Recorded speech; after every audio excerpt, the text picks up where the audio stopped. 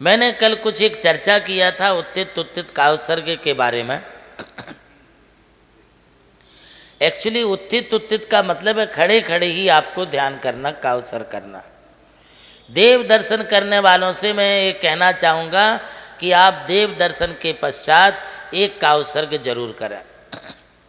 एक काउत्सर्ग में 9 बार नमोकार मंत्र पढ़ने जितना टाइम लगता है, शांति से पढ़िए, शांति से नमोकार बोलिए और उतने समय आप जिस प्रतिमा के सामने खड़े हैं उस प्रतिमा के बारे में चिंतन करो।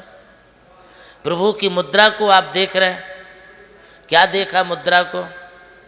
भगवान कैसे शांत हैं, कैसे अपनी नासाग्र दृष्टि रखे हैं, कैसे उनकी काउत्सर्ग मुद्रा है, हाथ पर हाथ रख कर के बैठे हैं।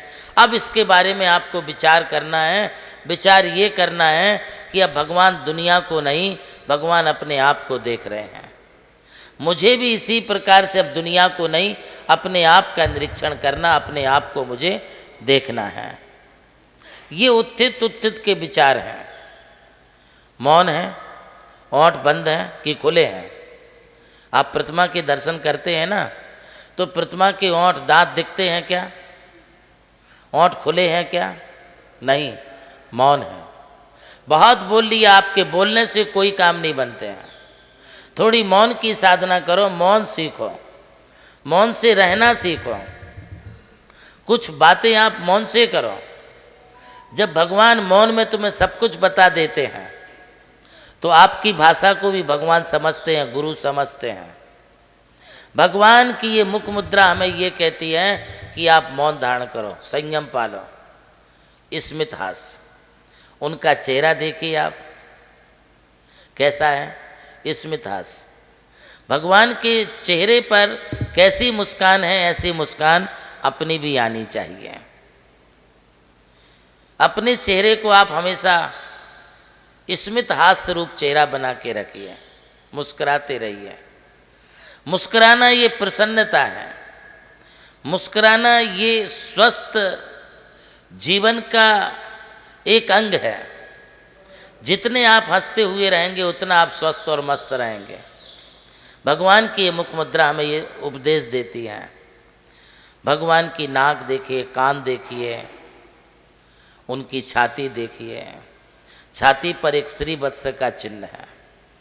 ये श्रीवत्स का जो चिन्ह है वो ये कहता है कि ये जगत का कल्याण करने वाली आत्मा है। ये जिसकी छाती पर होता है, ये किन्हीं महान महापुरुषों के ही इस पर होता है श्रीवत्स का चिन्ह, सभी को नहीं होता है। कुछ लोग समझ नहीं पाते हैं, उसमें एक 4 साइड में फूल साइड का बना, फूल टाइप बना रहता है। तो ये श्रीवत्स का चिन्ह लोक कल्याणकारी चिन्ह है। ये केवल ज्ञान का प्रतीक है कि उनके हृदय में, उनके अंतःकरण में, उनकी आत्मा में केवल ज्ञान प्रकट हो गया है। इसके बाद आप देखें तो दोनों पांव स्थिर हैं। बाईं जंघा पर दायां पांव, दाईं जंघा पर बायां पांव, उसके ऊपर बायां हाथ, फिर उसके ऊपर दायां हाथ रखा है। अब उनका आप चिंतन करते रहें। भगवान को अब कहीं घूमने फिरने की आवश्यकता नहीं, वे सिद्ध लोक में जाके विराजमान हो चुके हैं। अब अनंत काल तक वे उसी मुद्रा में रहेंगे।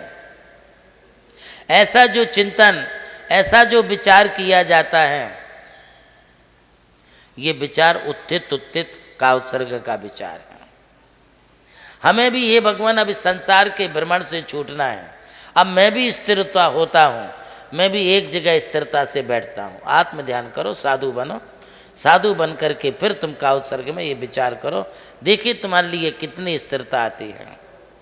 कुछ लोगों के पाँव में भमरी सरी का चक्र बना रहता, घूमते ही रहते, घूमते ही रहते।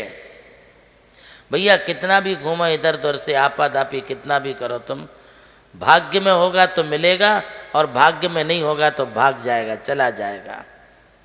भाग्य में है तो भाग करके आएगा और भाग्य में नहीं है तो अपने पास का भी वो भी चला जाएगा। पुण्य करो, शुभ विचार करो, ऑटोमेटिक सब कुछ अपने लिए प्राप्त होगा। हाथ पर हाथ रख करके बैठे हैं, अब भगवान को कुछ करने की जरूरत नहीं है। वे तो कृत्य कृत्य हो चुके हैं, जो कुछ करना था सब कुछ कर चुके हैं, अब भी हमेशा हमेशा के लिए इसी अवस्था में रहने वाले हैं। इस मुद्रा का नाम उत्थित उत्थित का उत्सर्ग है। ऐसा उत्थित उत्थित का उत्सर्ग में हम जब विचारों से भी खड़े हैं, विचार हमारे शुद्ध हैं और हमारा शरीर से भी खड़ापन है, तो इस आसन का नाम होगा उत्थित उत्थित।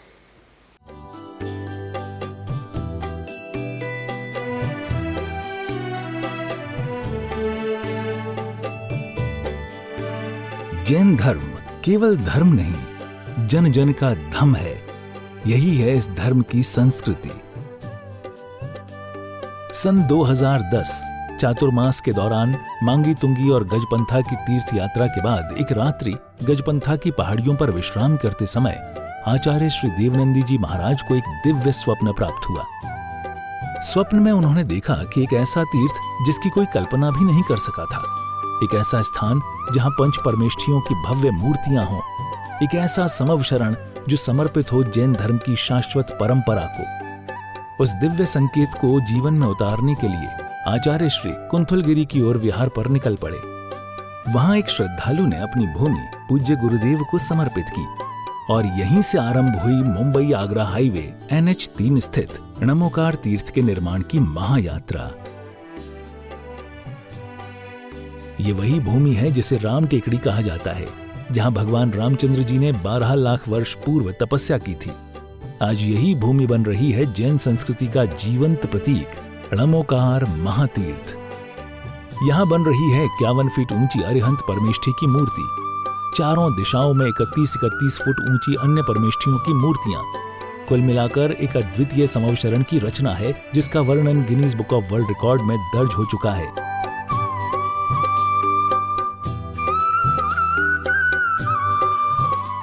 इस भव्य मंदिर जी में स्थापित किए जा रहे हैं 24 तीर्थंकरों के 24 मंदिर, पंचमेरु, नंदीश्वर द्वीप, नवदेवता और 64 रिद्धि मंदिर, सप्तऋषि मंदिर और गोमटेश्वर बाहुबली, संमेद शिखर जी की झलक और क्षेत्रपाल मंदिर। यहाँ पर अब तक 250 से अधिक कमरे निर्मित हो चुके हैं, जिनमें 75 साधु साध्वियों के लिए एवं यात्री निवास आधुनिक सुविधाओं से युक्त है। AC रूम, भोजनशाला, कैंटीन और विशाल गुरु मंदिर। णमोकार तीर्थ का भूमि पूजन 8 फरवरी 2014 को संपन्न किया गया था और आज लगभग 10 लाख स्क्वायर फीट से अधिक निर्माण पूर्ण हो चुका है और अब यह दिव्य तीर्थ अपने चरम आयोजन की ओर अग्रसर है।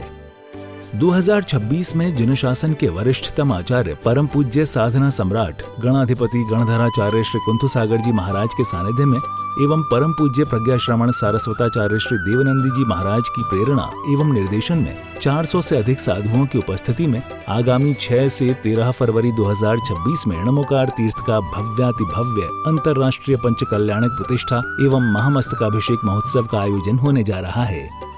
खुल रहा है पुण्य का द्वार, जो करेगा भव पार।